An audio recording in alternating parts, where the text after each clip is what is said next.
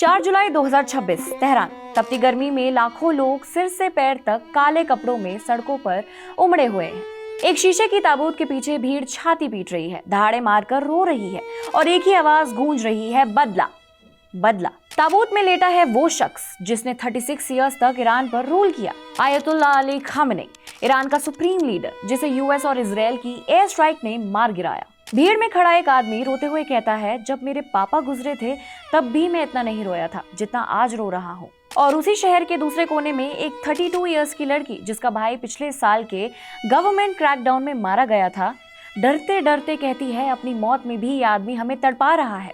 एक ही इंसान, एक ही मौत, लेकिन दो बिल्कुल अलग इमोशंस। हिस्ट्री रिपीट के इस पूरे एपिसोड में हम आपको बताने वाले हैं कि कैसे जिन नेताओं को पब्लिक ने कभी वोट देकर नहीं चुना, लेकिन उनकी अंतिम विदाई किसी करिश्मे से कम नहीं थी। भले ही किसी को कुछ धर्म गुरुओं ने बनाया, किसी को पिता ने विरासत में थमाया, किसी को बंदूक ने, किसी को पार्टी की साजिश ने, फिर भी मरने पर जनता ऐसे टूट पड़ी जैसे इन्हें अपने हाथों से चुना हो। तो सवाल ये है दोस्तों, जिन्हें जनता ने कभी चुना ही नहीं, उनकी मौत पर ये करोड़ों के आंसू आए कहां से? आज मैं तुम्हें 5 नेताओं की अंतिम विदाई दिखाऊंगी। 2 जिनके लिए पब्लिक ने सच में रोया, 2 जिनकी लाश के साथ कुछ और ही हुआ, और एक जिसने अपनी विदाई का हक खुद अपने हाथों जला डाला। और आखिरी में एक पुराने भजन की सिर्फ एक लाइन जो इन 5 की पूरी कहानी एक झटके में आपको समझा देगी।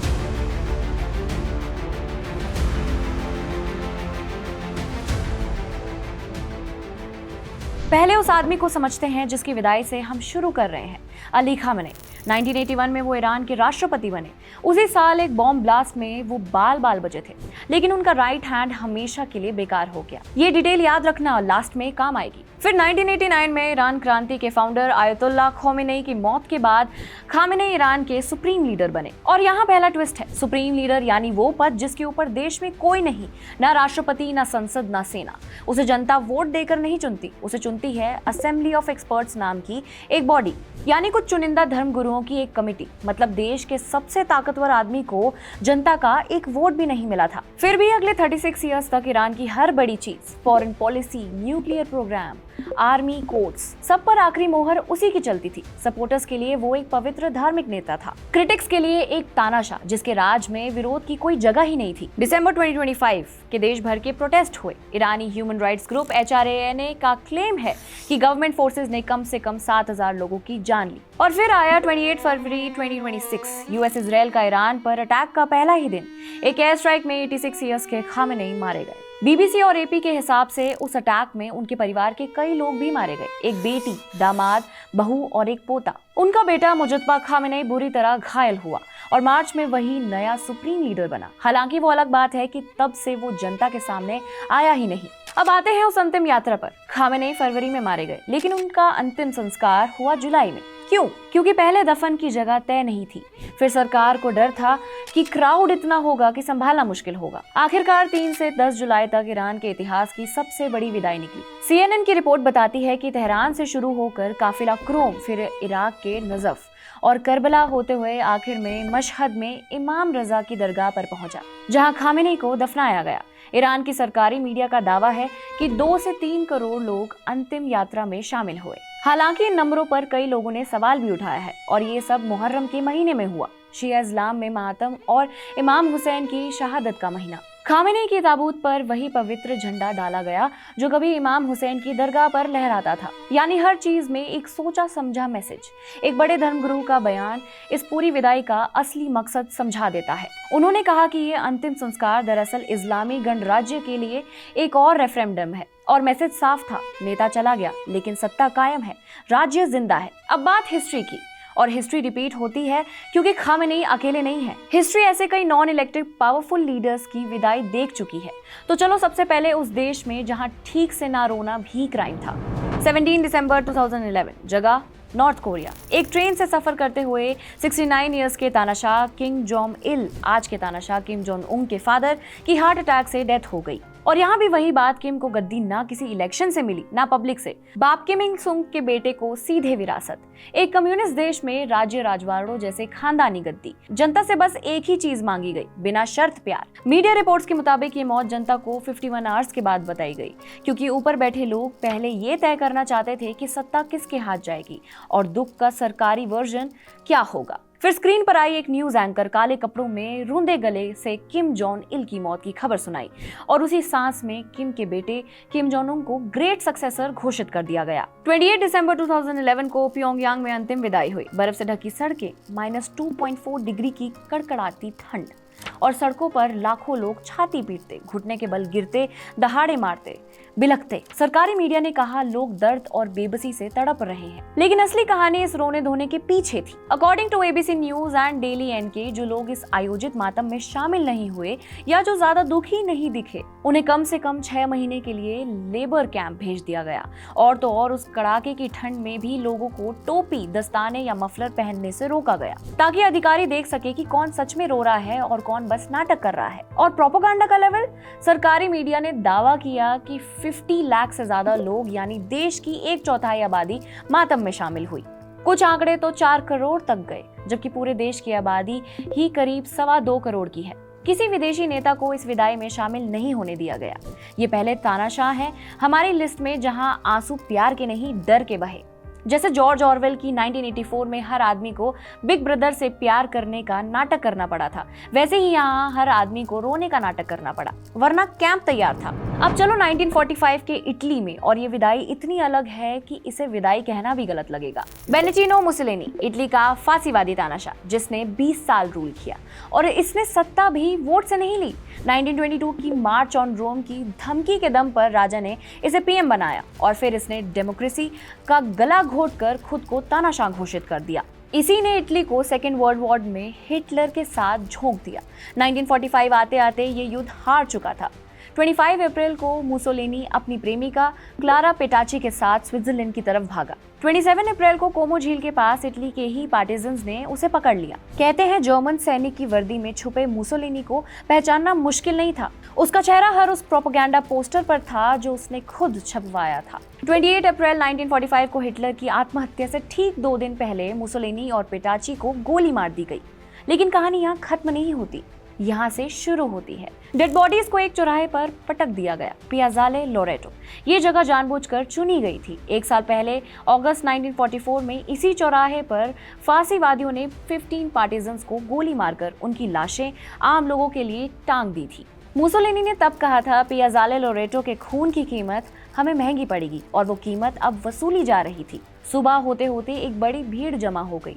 20 इयर्स के गुस्से के साथ लोगों ने लाश पर सड़ी सब्जियां फेंकी, लातें मारी, थूका, गोलियां चलाई। एक औरत ने मुसोलिनी की लाश में 5 गोलियां उतारी, अपने उन 5 बेटों के बदले जो मुसोलिनी की जंग में मारे गए थे। मुसोलिनी का चेहरा पिटाई के बाद पहचानना मुश्किल था, और फिर लाशों को एक पेट्रोल पंप की छत से उल्टा लटका दिया गया। इटली के इतिहासकार जियोवानी दे लूना एक गहरी बात कहते हैं, मुसोलिनी ने जिंदगी भर अपने शरीर को स्टेज पर रखा। शर्टलेस फोटो, दमदार पोज, 1000 पोस्टर। जिस शरीर को 2 दशक पूजा गया, वही शरीर पियाज़ालो लोरेटो में मजाक, गंदगी और थूक का सामान बन गया। ये दूसरा तानाशाह है, और इसकी विदाई में ना आंसू थे ना मातम, यहाँ सिर्फ नफरत थी। अब सबसे पेचीदा केस, सोवियत रूस। 5 मार्च 1953, जोसेफ स्टालिन, जिसने 30 साल तक सोवियत संघ पर लोहे के हाथों राज किया, और स्टालिन को भी जनता ने नहीं चुना था।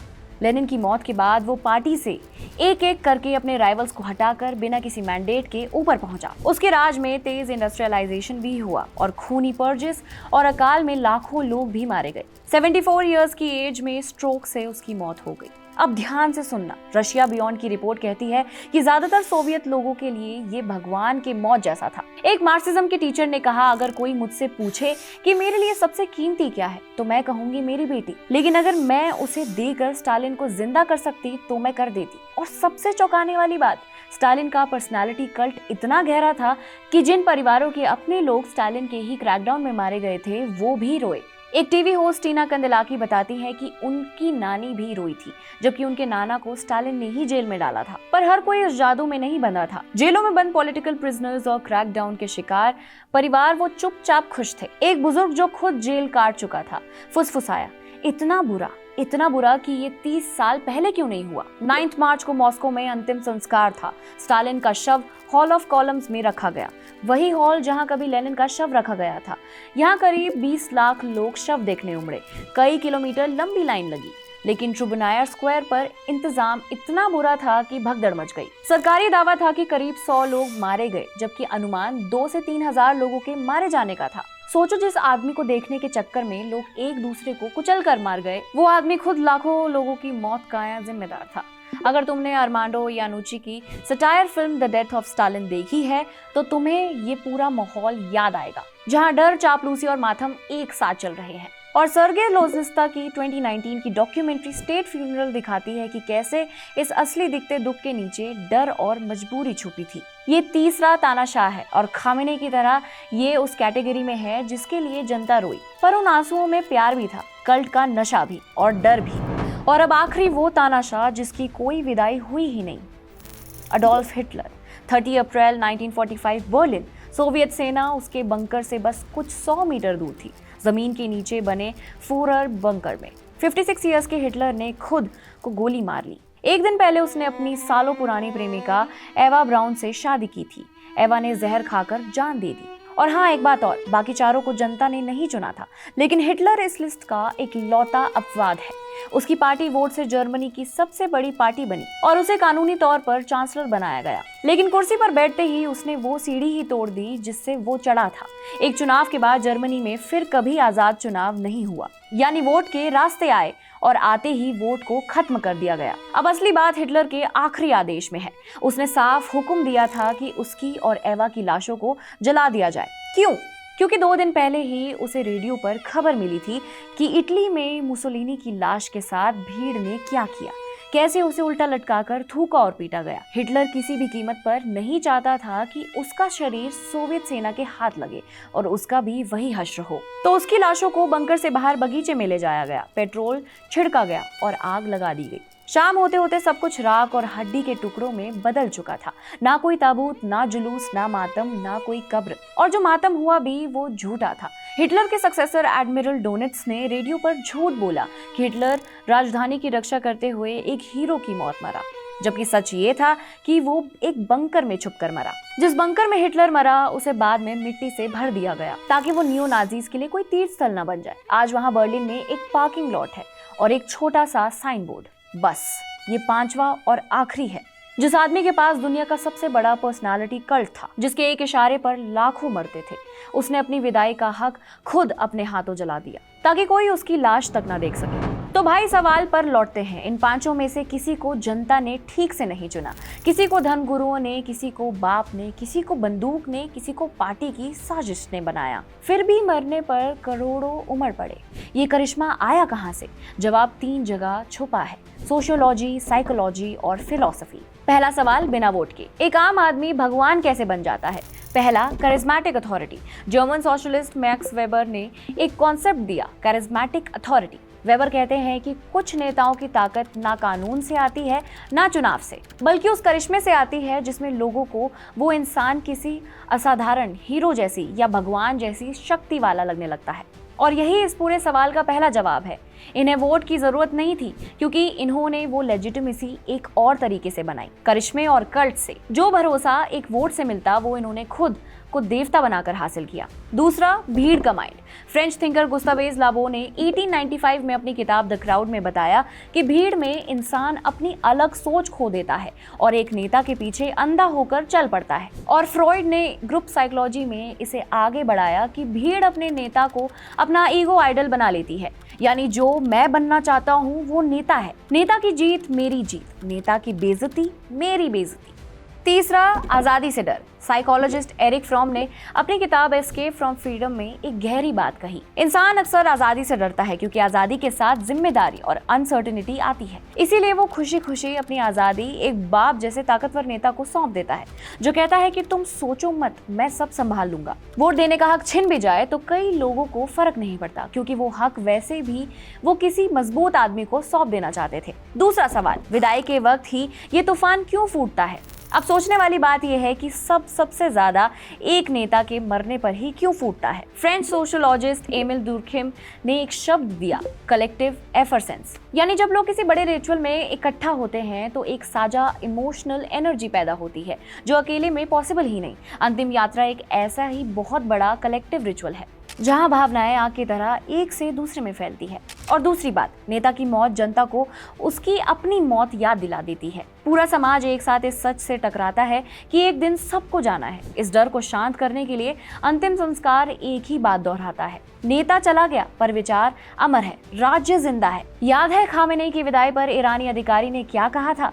बिल्कुल यही राज्य कायम है। यह अंतिम संस्कार सिर्फ मातम नहीं था, वो एक ताकत का शो था, दुनिया को दिखाने के लिए कि हम अभी हारे नहीं हैं। किंग जॉन इन की मौत पर आंसू डर से बहे, सजा के खौफ से। मुसोलिनी की लाश पर थूका गया 20 साल के गुस्से से। स्टालिन और खामेनेई की मौत पर सच में रोया गया, पर उन आंसुओं में प्यार, नशा और डर सब मिला हुआ था। और हिटलर को इतना पता था कि जनता उसकी लाश के साथ क्या करेगी कि उसने खुद को राख कर लिया। 5 अलग विदाई, 5 अलग सच, लेकिन एक सच सब में कॉमन है। वो सच जो पूरब और पश्चिम दोनों जानते हैं। वो सच सदियों पहले हमारे यहाँ एक निर्गुण चेतावनी भजन में कही गई। वो भजन जो कबीर की परंपरा से आता है। ऐसा सख्त था महाराज जिनका मुल्कों में राज, जिन घर में झूलता हाथी उन घर दिया न बाती। जिनके घरों में हाथी झूमते थे जो पूरे मुल्कों पर राज करते थे, आज उनके घर एक दिया तक नहीं जलता। स्टालिन को मौसोलियम से निकाल फेंका गया। मुसोलिनी की कब्र एक गुमनाम कोने में है। हिटलर का बंकर एक पार्किंग लॉट है। और उसी भजन की एक और लाइन है जो इस पूरे एपिसोड का निचोड़ है। झूठी कुट्टा छाती, छाती पीट पीट कर किया जाने वाला वो सारा मातम। प्योंगयांग की बर्फ में हो या तेहरान की तपती गर्मी में, भजन कहता है वो भी एक दिन छोटा साबित होगा। क्योंकि आखिर में मत कर माया को अहंकार, मत कर काया को अभिमान, काया गार से काची। ये शरीर कच्ची मिट्टी की दीवार से भी कच्चा है, एक झोंका और धूल। तानाशाह ये बात कभी नहीं समझते, इसलिए इतिहास खुद को दोहराता रहता है। कोई मुल्कों पर राज करता है बिना जनता के चुने, खुद को भगवान समझ बैठता है, और एक दिन उसके अपने घर भी दिया नहीं जलता।